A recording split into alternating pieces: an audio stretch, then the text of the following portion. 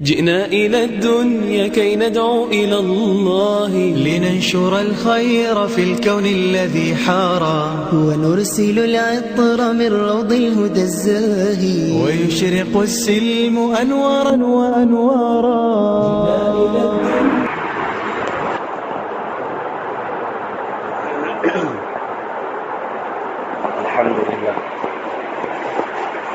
الحمد لله نحمده ونستعينه ونستغفره ونؤمن به ونتوكل عليه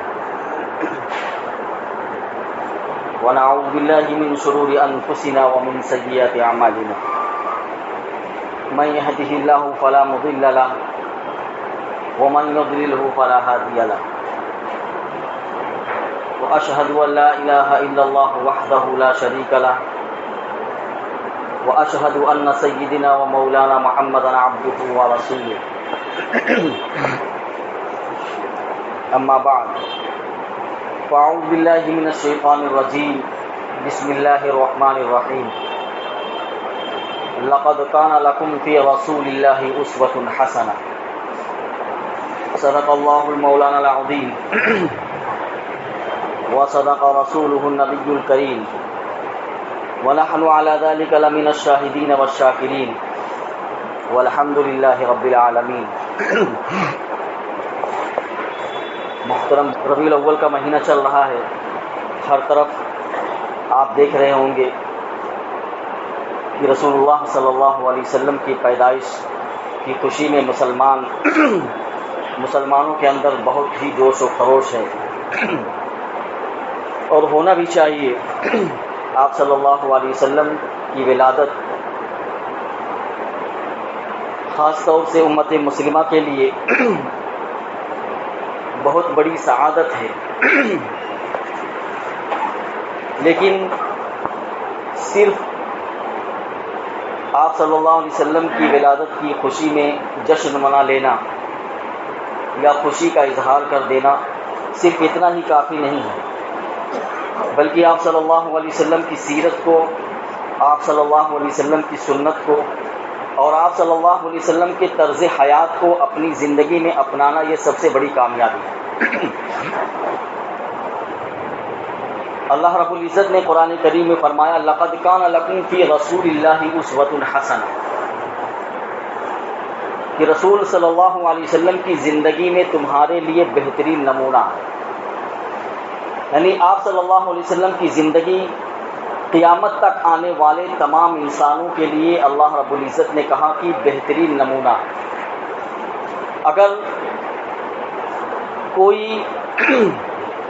آپ صلی اللہ علیہ وسلم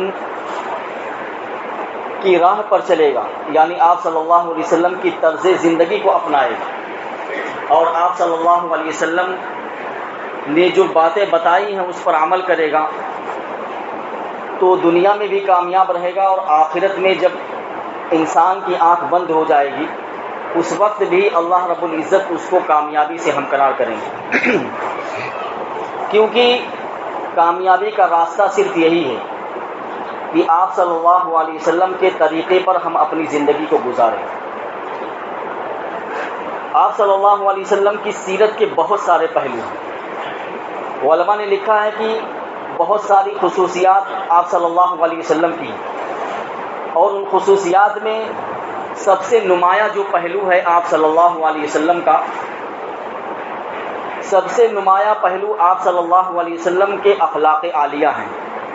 آپ صلی اللہ علیہ وسلم کے اخلاق فاضلہ ہیں. ہمارا یہ گمان ہے اور ہمارا یہ بنیادی عقیدہ بھی ہے کہ اسلام جو ہے یہ اخلاق کی بنیاد پر پھیلا ہے، جبکہ غیر لوگوں کا کہنا یہ ہے کہ اسلام تلوار کی زور سے پھیلا ہے. لیکن ہم کہتے نہیں، اسلام تلوار کی زور سے نہیں، بلکہ آپ صلی اللہ علیہ وسلم کی بلند ہمت، آپ صلی اللہ علیہ وسلم کے صبر، آپ صلی اللہ علیہ وسلم کے بلند اخلاق سے پھیلا ہے. آپ صلی اللہ علیہ وسلم کے اخلاق اتنے عالی ہیں کہ آپ کا کوئی بھی جو بدترین دشمن ہوتا تھا آپ صلی اللہ علیہ وسلم سے گفتگو کرنے کے بعد آپ صلی اللہ علیہ وسلم کے اخلاق کو دیکھنے کے بعد وہ بدترین دشمن بہترین دوست بن جایا کرتا تھا. اور آپ صلی اللہ علیہ وسلم نے اپنی امت کو بھی اس کی تلقین کی. چنانچہ حدیث میں آتا ہے کہ آپ صلی اللہ علیہ وسلم نے ارشاد فرمایا کہ تم میں سے جو شخص یہ چاہتا ہے کہ کل قیامت کے دن مجھ سے سب سے زیادہ قریب ہے، اس کو چاہیے کہ وہ اپنے اخلاق کو لوگوں کے لیے بہتر بنائے. آج بہت سارے مسلمان ایسے ہیں جو نماز کو دین سمجھتے ہیں، اسی طریقے سے زکوٰۃ کو دین سمجھتے ہیں، روزے کو دین سمجھتے ہیں، حج کو دین سمجھتے ہیں، لیکن اخلاق کو دین کا حصہ نہیں سمجھتے. نماز پڑھ لیتے ہیں، اجلا لباس پہن لیتے ہیں اور یہ سمجھتے ہیں کہ ہم دین پر عمل کر رہے ہیں، لیکن اگر ان کے اخلاق کو دیکھا جائے تو اخلاق انتہائی گرے ہوئے ہوتے ہیں. ان کو اخلاق کی کوئی فکر نہیں ہوتی. وہ سمجھتے ہیں کہ میں نماز پڑھ رہا ہوں، روزہ رکھ رہا ہوں، صدقہ خیرات کر رہا ہوں اور بہت سارے دین کا کام میں کر رہا ہوں، یہ اس کی کوئی ضرورت نہیں ہے، چاہے میں کسی سے اچھے اخلاق سے پیش آؤں، برے اخلاق سے پیش آؤں، یہ کوئی دین کا حصہ نہیں ہے. نہیں دوستو، آپ صلی اللہ علیہ وسلم نے اخلاق کو دین کی چھت قرار دیا. آپ صلی اللہ علیہ وسلم نے ایک مرتبہ دین کی عمارت کا تذکرہ کیا اور اس میں کہا کہ اخلاق جو ہے یہ چھت ہے. جس طریقے سے آدمی اگر کوئی گھر بنائے اور اس کے اندر سب کچھ وہ لگا دے، عمدہ سے عمدہ ٹائلس لگا دے، ماربل لگا دے اور لائٹیں لگا دے، سب کچھ کر دے وہ، لیکن اس کی چھت نہ بنائے اور چھت نہ بنانے کے باوجود وہ لوگوں کو دعوت دے دے کہ آؤ میں نے گھر بنایا، میرا گھر دیکھ لو، تو جو بھی شخص اس میں داخل ہوگا وہ دیکھے گا کہ بھائی پنکھے بھی لگے ہوئے ہیں، ٹائلس بھی عمدہ ہے، ماربل بھی لگے ہوئے ہیں، ہر چیز بہت بہترین ہے، لیکن وہ جب اس کی نگاہ اوپر جائے گی تو کہے گا چھت کہاں ہے؟ اور یہ چھت کے بغیر آپ نے اس کو گھر کیسے تصور کر لیا؟ تو چھت کے بغیر گھر کا تصور ممکن نہیں ہے. اسی طریقے سے اخلاق کے بغیر دین کا تصور ممکن نہیں ہے. جس طریقے سے گھر کے لیے چھت ضروری ہے، ویسے دین کے لیے دیگر اعمال کے ساتھ ساتھ اخلاق بھی انتہائی ضروری ہے. اور ہمارے یہ اخلاق، اللہ کے رسول صلی اللہ علیہ وسلم نے فرمایا ہمارے یہی اخلاق کل قیامت کے دن ہمارے انجام کا فیصلہ کریں گے. یعنی ہمارا انجام اچھا ہے یا برا ہے، یہی اخلاق ہمارے کل قیامت کے دن جب ہمارے اعمال کا وزن ہوگا ترازو میں، اس ترازو کے اندر یہ اخلاق ہمارے فیصلہ کریں گے کہ ہمارا انجام کیا ہوگا. ایک عورت کے بارے میں اللہ کے رسول صلی اللہ علیہ وسلم سے سوال کیا گیا کہ اللہ کے رسول، ایک عورت ہے بہت نیک ہے، نماز روزے کی پابند ہے، فرض نماز تو ادا ہی کرتی ہے، اس کے ساتھ ساتھ وہ نفل نماز بھی پڑھتی ہے اور تہجد گزار بھی ہے، لیکن اس کے اندر ایک کمی ہے، اس کے اخلاق جو ہے اپنے پڑوسیوں کے ساتھ اچھے نہیں ہیں. اللہ کے رسول آپ بتائیے کہ اس عورت کا کیا انجام ہوگا؟ یعنی یہ عورت کس درجے کی ہے؟ اس کا شمار جنتی میں ہوگا یا جہنمیوں میں ہوگا؟ اللہ کے رسول صلی اللہ علیہ وسلم نے فرمایا کہ اگر اس کے اخلاق اتنے برے ہیں کہ اس کے پڑوسی اس سے پریشان ہیں، یا اس کے اخلاق گرے ہوئے ہیں اور وہ نماز روزے کی پابند ہے، تو ایسی عورت ہی فی النار، یہ عورت جہنمی ہے. بتائیے، اللہ کے رسول نے یہ نہیں کہا کہ اگر اس کے اخلاق برے ہیں تو کوئی بات نہیں ہے، اس اخلاق کی کمی کو اس کے نماز سے پورا کر دیا جائے گا، یا اس کی اخلاق کی کمی کو اس کے زکوٰۃ سے پورا کر دیا جائے گا، یا اس کے روزوں سے پورا کر دیا جائے گا. چلو ان سب کو چھوڑ دو، جو تہجد الگ سے پڑھ رہی نا، اس تہجد سے اس کے اخلاق کی کمی کو پورا کر دیا جائے گا. اللہ کے رسول نے یہ نہیں کہا یا فی النار. اور دوسری عورت کے بارے میں یہ سوال کیا گیا کہ اللہ کے رسول، ایک عورت اتنی دیندار نہیں ہے لیکن وہ فرض نماز ادا کرتی ہے، اس کے ساتھ ساتھ اس کے اخلاق جو ہے بہت اچھے ہیں، آپ ایسی عورت کا حشر بیان کر دیجئے، یعنی اس کس کیٹیگری کی عورت ہے؟ اللہ کے رسول صلی اللہ علیہ وسلم نے فرمایا کہ یہ عورت اگرچہ اور اشتراء عبادت نہیں کر رہی ہے، صرف فرائض کی پابندی کر رہی ہے، لیکن اس کے اخلاق لوگوں کے ساتھ اچھے ہیں، تو اللہ کے رسول صلی اللہ علیہ وسلم نے فرمایا ہی فی الجنہ، یہ عورت جنتی ہے۔ تو میں نے کہا نا کہ ہمارے یہ اخلاق کل قیامت کے دن ہمارے انجام کے بارے میں بتائیں گے کہ ہمارا انجام کیا ہوگا۔ ہم بلڈنگ کے اندر رہتے ہیں، سامنے بھی بلڈنگ ہے، یا فلیٹ میں رہتے ہیں تو اوپر نیچے والے لوگ رہتے ہیں، ہمارا گزرنا اور ہمارا رہنا ایسا ہو کہ جس سے دوسروں کو تکلیف نہ ہو۔ اگر ہمارے رہنے سے، ہمارے گزرنے سے کسی کو تکلیف ہو رہی ہے تو ہمارا اخلاق اچھا نہیں ہے۔ ہم دیکھتے ہیں بہت ساری جگہوں پر بلڈنگیں بنی ہوئی ہیں، لوگ ادھر سے گزر بھی رہے ہیں اور اوپر سے کچرے کی تھیلی لیا اور نیچے ڈال دیا۔ بھائی آدمی گزر رہا ہے، اس گزرنے والے آدمی پر اس کچرے کی تھیلی گرے گی تو کیا ہوگا؟ کیا پتہ چلے گا کہ آپ کا اخلاق کیسا ہے؟ اور بہت ساری جگہ پہ اپنے گھر سے تھیلی لیا کچرے کی اور دوسرے کے دروازے پہ ڈال دیا، اور اگر سمجھاؤ تو نہیں ہم ایسے ہی کریں گے، ٹھیک ہے آپ کریں، لیکن کل کے دن، کل قیامت کے دن آپ کا یہی کچرا جس کو آپ دوسرے کے دروازے پر ڈال رہے ہو، جس سے لوگوں کو تکلیف ہو رہی ہے، یہی کچرا کل قیامت کے دن آپ کے انجام کا سبب بنے گا۔ اس لیے دوستو اپنے اخلاق کو، اللہ کے رسول صلی اللہ علیہ وسلم نے فرمایا کہ جو شخص یہ چاہتا ہے کہ کل قیامت کے دن میرے سب سے زیادہ قریب ہو، دوسری روایت میں اللہ کے رسول صلی اللہ علیہ وسلم نے فرمایا اپنی دونوں انگلیوں کو ملا کر کہ جو شخص یہ چاہتا ہے کہ کل قیامت کے دن وہ شخص میرے قریب اس طرح ہو، تو اس کو چاہیے کہ وہ اپنے اخلاق کو لوگوں کے لیے بہتر بنائے۔ اور آگے اللہ کے رسول صلی اللہ علیہ وسلم نے فرمایا کہ اس سے بھی عمدہ بات، دیکھیے میں بات کو مختصر کر دے رہا ہوں، اس سے بھی عمدہ بات کہ کل قیامت کے دن کہ وہ شخص میرے قریب ہو، لیکن اگر کوئی شخص یہ چاہتا ہے کہ اس سے بھی اعلیٰ مقام پر وہ فائز ہو قیامت کے دن، یعنی جنت میں اس سے بھی اعلیٰ مقام اس کو ملے، تو اس کو چاہیے کہ اپنے گھر والوں کے ساتھ اپنے اخلاق کو بہتر بنائے۔ دیکھیے انسان باہر رہتا ہے، آدمی باہر رہتا ہے تو باہر رہتے ہوئے اپنے اخلاق کو انسان کو نہ چاہتے ہوئے بھی مجبوری میں بہتر بنانا پڑتا ہے۔ میں بزنس کر رہا ہوں، میں دکان کر رہا ہوں، اپنے گراہک سے یا میں کسی سے بھی جب بات کروں گا تو اپنے اخلاق کو عمدہ حالت میں پیش کر کے دکھلاؤں گا تاکہ سامنے والا متاثر ہو جائے مجھے۔ کسی سے مجھے کوئی کام ہے تو میں اپنے اخلاق کو اس سے بہتر بنا کر پیش کروں گا تاکہ وہ سامنے والا میرے اخلاق کو دیکھ کر متاثر ہو جائے۔ یہ اخلاق نہیں ہے۔ اخلاق اللہ کے رسول صلی اللہ علیہ وسلم نے فرمایا کہ تم اگر اپنے گھر والوں کے ساتھ تمہارا اخلاق بہتر ہے تو سمجھ لو کہ لوگوں کے ساتھ بھی تمہارا اخلاق سب سے بہتر ہے۔ بہت سارے لوگ ایسے ہیں جو اپنے گھر والوں کے ساتھ ان کا اخلاق دیکھا جائے تو انتہائی گرے ہوئے درجے کا، اپنے بچوں کے ساتھ، اپنی بیوی کے ساتھ، اپنی ماں کے ساتھ، بہن کے ساتھ، یعنی گھر والوں کے ساتھ اخلاق دیکھیے تو انتہائی گرے ہوئے درجے کا رہتا ہے، لیکن باہر جا کر دیکھیے ان کو تو لوگ ان کو سلام کرتے کہ بہت اچھے اخلاق کا مالک تھے۔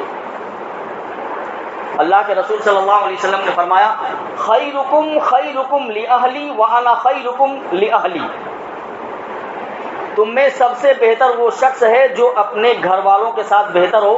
اور میں تم سب میں اپنے گھر والوں کے ساتھ سب سے بہتر ہوں، یعنی میرا اخلاق اپنے گھر والوں کے ساتھ تم سب سے بہتر ہے۔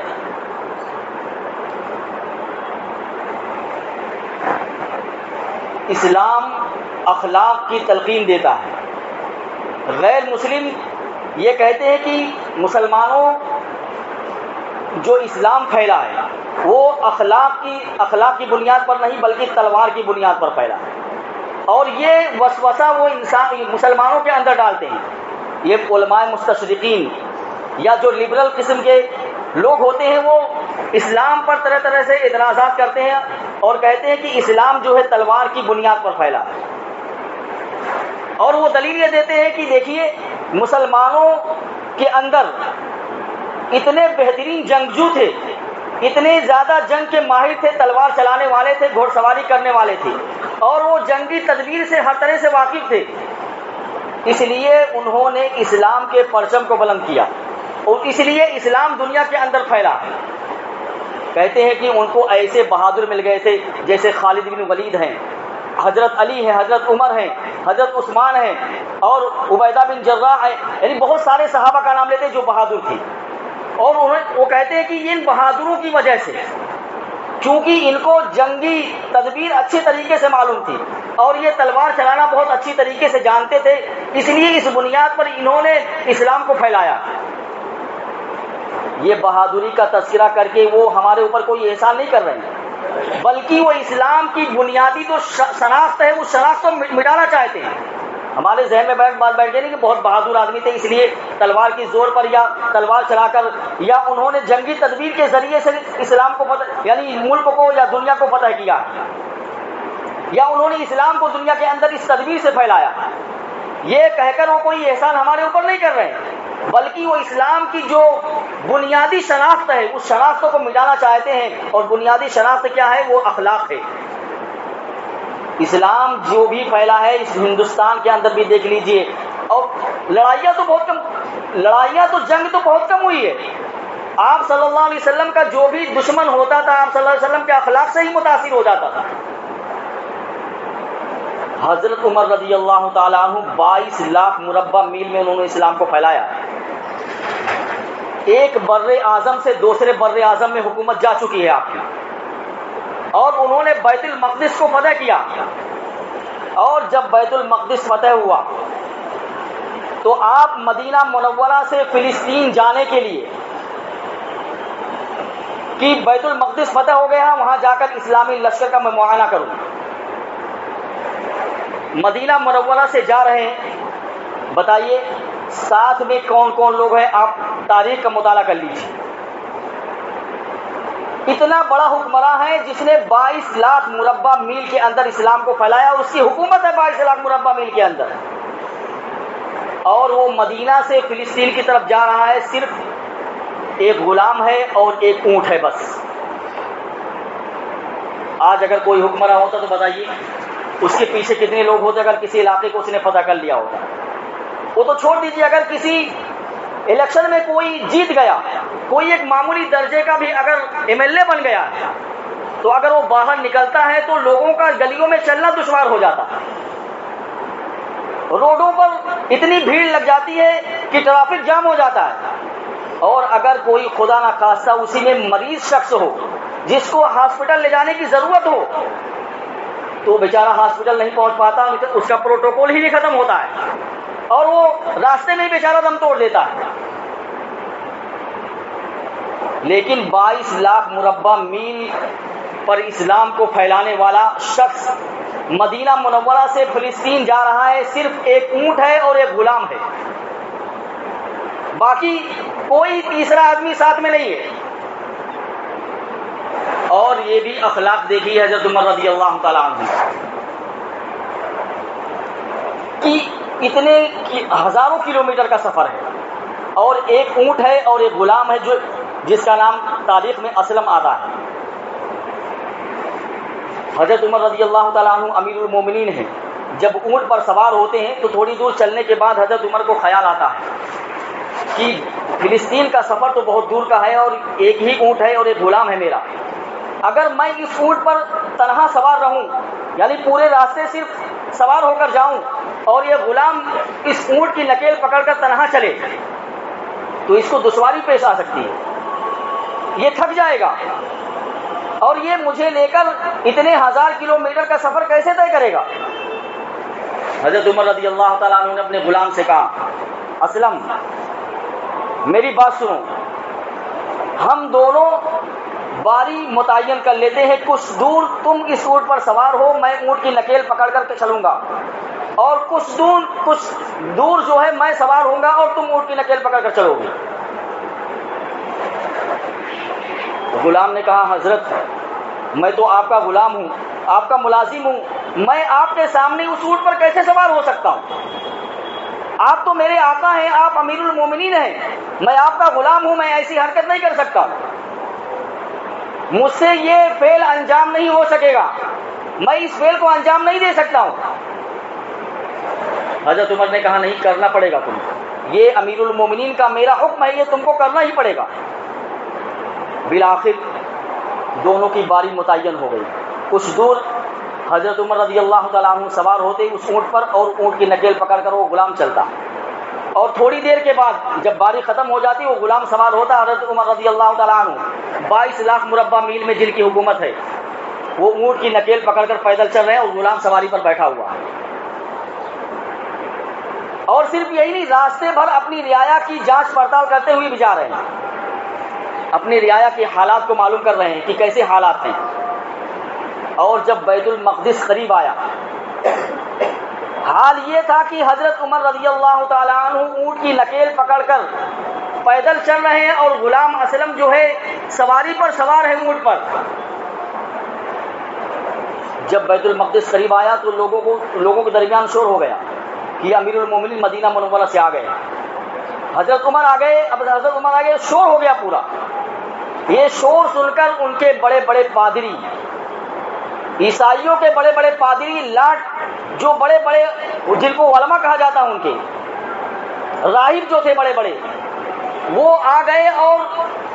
فلسطین میں جو اونچی دیوار تھی اس اونچی فصیل پر دیوار پر چڑھ کر کھڑے ہو گئے اور دیکھنے لگے کہ کون آ رہا ہے. ان کا جو سب سے بڑا عالم تھا اس نے ایک اونچی دیوار پر چڑھ کر دیکھا کہ کوئی شخص آ رہا ہے جس کو لوگ کہتے ہیں کہ امیر المومنین آ رہا ہے. اور حال یہ ہے کہ وہ پیدل ہے اور اونٹ پر جو شخص سوار ہے وہ اس کا ملازم ہے، اسلم ہے، غلام ہے. وہ جب تھوڑا اور قریب آئے تو اس پادری نے کہا کہ بھائی اس بیت المقدس کی جو چابی ہے نا، بیت المقدس کی چابی اس شخص کے حوالے کر دو، کیونکہ ہم نے آسمانی کتابوں میں جو پہچان، جو شناخت پڑھی ہے، وہ شناخت ہم اس شخص کے اندر دیکھ رہے ہیں. جو باتیں ہم نے آسمانی کتابوں کے اندر پڑھی ہے وہ باتیں اس شخص پر صادق آ رہی ہیں. لوگوں نے پوچھا، جو اس کے حوالی لوگ تھے، کہا کیا پڑھا ہے آپ نے آسمانی کتابوں میں؟ کہا میں نے آسمانی کتابوں میں یہ پڑھا ہے کہ جب وہ شخص جو بیت المقدس کو فتح کرے گا، جب بیت المقدس لینے کے لیے آئے گا تو اس کی شان یہ ہوگی کہ غلام سواری پر ہوگا اور آقا سواری کی نکیل کو کھینچ رہا ہوگا. اور میں دیکھ رہا ہوں کہ آقا جو ہے غلام سواری پر ہے اور آقا اونٹ کی نکیل پکڑ کر چل رہا ہے. یہی واقعہ جب بیت المقدس قریب آیا تو عمر رضی اللہ تعالیٰ عنہ کی باری ختم ہو گئی. باری آئی غلام اسلم کی. غلام اسلم نے کہا حضرت اسلامی لشکر قریب آ گیا ہے، فلسطین قریب آ گیا ہے، اب آپ اس پر سوار ہو جائیں. مجھے شرم آ رہی ہے، مجھے حیا آ رہی ہے کہ میں آپ کا غلام ہو کر اس سواری پر بیٹھوں اور آپ پیدل چلیں. حضرت عمر نے کہا نہیں، یہ تو زیادتی ہوگی، یہ تو تیرے ساتھ زیادتی ہوگی کہ ہم نے اپنی باری میں بھی سواری کی اور تیری باری میں بھی سواری کرے ہم. یہ ہے حسن اخلاق. حضرت عمر رضی اللہ تعالیٰ عنہ نے بالآخر غلام کو اس سواری پر بیٹھا دیا، چاہے بیت المقدس قریب ہو یا اسلامی لشکر قریب ہو، اس سے کوئی فرق نہیں پڑتا. تو دوستو 22 لاکھ مربع میل میں حکومت کرنے والا اور 22 لاکھ مربع میل میں اسلام کو پھیلانے والا شخص، اس کے اخلاق کو دیکھیے کہ یہ غلام کے ساتھ کیسا برتاؤ کر رہا ہے. اس لیے دوستو اسلام میں جو ہے نا اخلاق کی بہت بنیادی حیثیت ہے. اس لیے اللہ کے رسول صلی اللہ علیہ وسلم نے، میں نے کہا نا کہ اس کو دین کی چھت قرار دیا. اخلاق جو ہے، اخلاق کا حصہ یا اخلاق جو ہے دین میں ایسے ہے جیسے گھر کا چھت ہوتا ہے. اس کے بغیر جو ہے گھر کا تصور ممکن نہیں ہے، ایسے ہی اخلاق کے بغیر دین کا تصور ممکن نہیں ہے. ہمیں چاہیے کہ ہم اللہ کے رسول صلی اللہ علیہ وسلم کی سیرت کو اپنی زندگی میں اپنائیں اور اپنے اخلاق کو لوگوں کے ساتھ بہتر بنانے کے ساتھ ساتھ اپنے گھر والوں کے ساتھ بھی اپنے اخلاق کو بہتر بنائیں. بیوی بچوں کے ساتھ، بہن کے ساتھ، ماں کے ساتھ، بھائی کے ساتھ، جو بھی گھر میں رہتے ہیں سب کے ساتھ اپنے اخلاق کو ہم بہتر بنائیں. اس لیے کہ اللہ کے رسول صلی اللہ علیہ وسلم نے فرمایا کل قیامت کے دن وہ شخص مجھ سے قریب ہوگا جس کے اخلاق سب سے اچھے ہوں. اور اللہ کے رسول نے کہا کہ اگر اس سے بھی اعلیٰ مقام پر وہ پہنچنا چاہتا ہے تو اس کو چاہیے کہ اپنے اخلاق کو اپنے گھر والوں کے ساتھ اچھا بنائے. اللہ رب العزت عمل کرنے کی توفیق عطا فرمائے. وآخر دعوانا الحمدللہ رب العالمین.